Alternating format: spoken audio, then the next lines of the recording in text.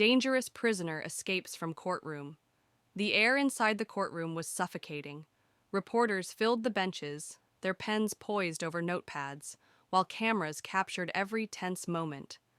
At the center of it all stood Kane Ryder, the man branded as the most dangerous criminal the city had seen in decades. His hands were cuffed, his ankles shackled, but his eyes, those cold, calculating eyes, scanned the room with a predator's precision. Judge Matthews cleared his throat, the sound echoing through the tense silence. In the case of the state versus Kane Ryder, this court finds the defendant. A muffled gasp from the victim's family broke the judge's sentence. The mother of the slain officer sat rigid, clutching a photograph of her son. Across the aisle, officers stood shoulder to shoulder, their hands resting on their holsters, muscles taut. Kane shifted his stance slightly, and 4 guards tightened their grip on his arms. He didn't resist. Not yet. The courtroom clock ticked loudly. The prosecutor shuffled papers but didn't speak. Even the journalists, usually whispering or scribbling notes, held their breath. Kane's lips curled into the faintest smirk. He wasn't worried about the verdict. He already knew what was coming. Life without parole. But prison bars weren't the end for him. They were merely an obstacle. He'd studied the courtroom layout for weeks. He knew the guard rotations, the security blind spots, and the exact moment the courthouse's outdated electrical system would fail.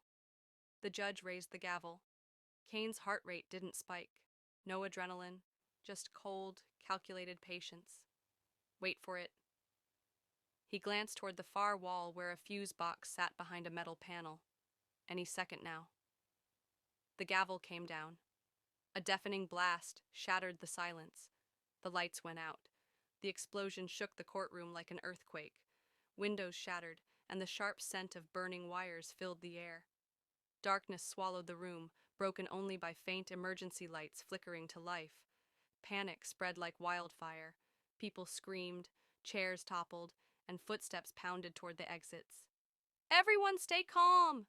Judge Matthews shouted, but his voice was lost in the chaos. Kane Ryder didn't move immediately. He stood still, counting the seconds.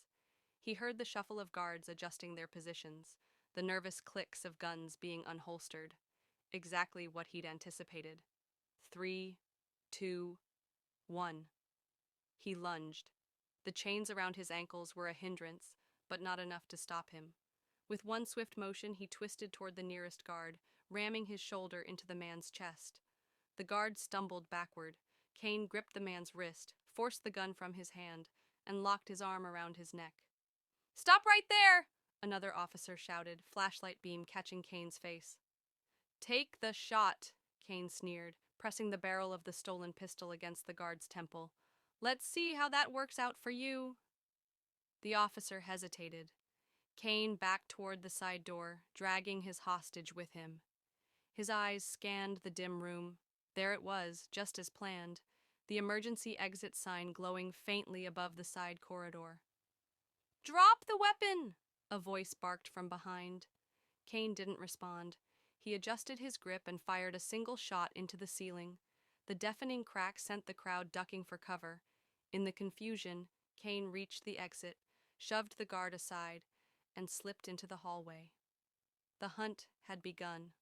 The hallway was dimly lit by flickering red emergency lights. Kane Ryder moved with precision, his steps swift despite the weight of the shackles around his ankles. The echoes of panicked voices and pounding footsteps filled the courthouse, but he knew the layout better than most. Weeks of memorizing blueprints had paid off. Reaching the maintenance door, he kicked it open. Inside, the air was thick with dust and the faint hum of backup generators. He bent down, retrieved a small key hidden beneath the metal grating, planted days earlier by an unknown accomplice. Within seconds, the shackles clicked open and clattered to the ground. No more chains. Footsteps approached from behind. Kane flattened himself against the wall, heart steady. 2 officers rushed past, radios crackling. "Suspect headed east. Block all exits." They were wrong.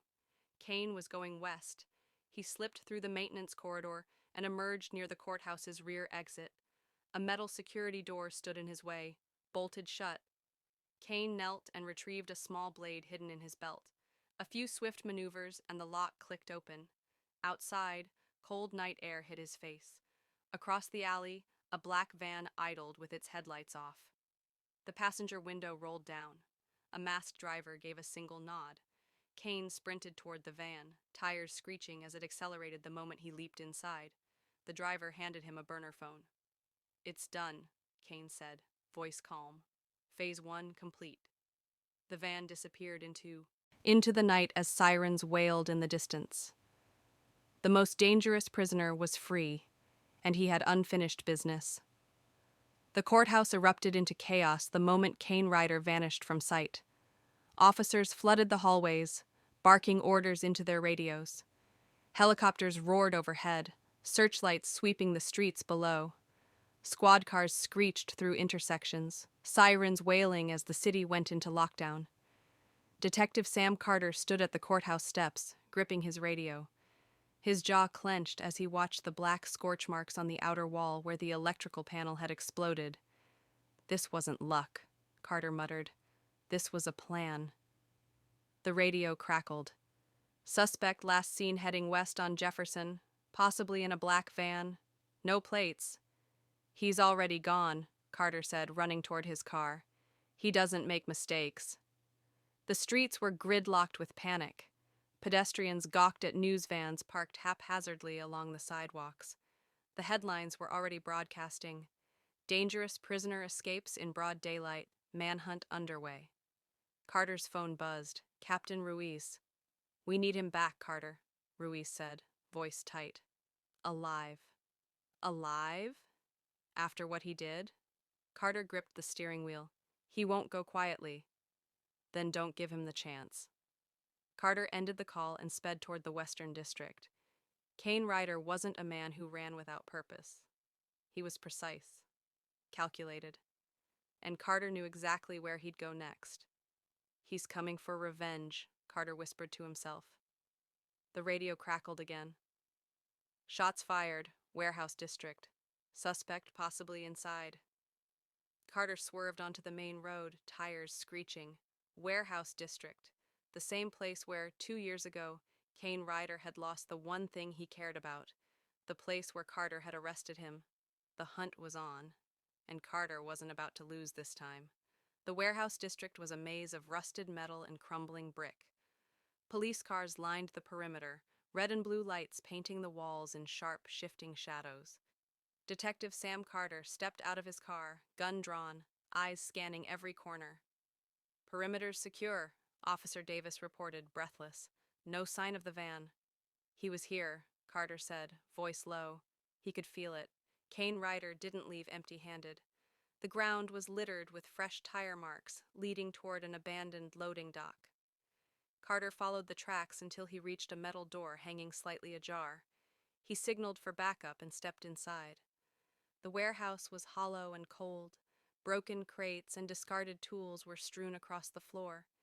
In the center, a single chair stood beneath a swinging light bulb. On the seat lay a burner phone and a folded piece of paper. Carter's pulse quickened. He holstered his gun and opened the note. The handwriting was sharp, deliberate. "You should have killed me when you had the chance. I'm coming back. For him." His stomach dropped. He knew exactly who him was. The phone vibrated in his hand. He answered without a word. "Hello, Detective," came Kane Ryder's voice, smooth, calm, and dangerously confident. "Did you miss me?" Carter's grip tightened. "Where are you?" A soft chuckle. "You already know. And if you don't get there soon, well, let's just say the past has a way of repeating itself." The line went dead. Carter's heart pounded. He sprinted for the car, barking orders into his radio. "Get units to Westbrook Academy, now. Because if Kane Ryder was coming back for someone, it could only mean one thing. He was coming for Carter's son,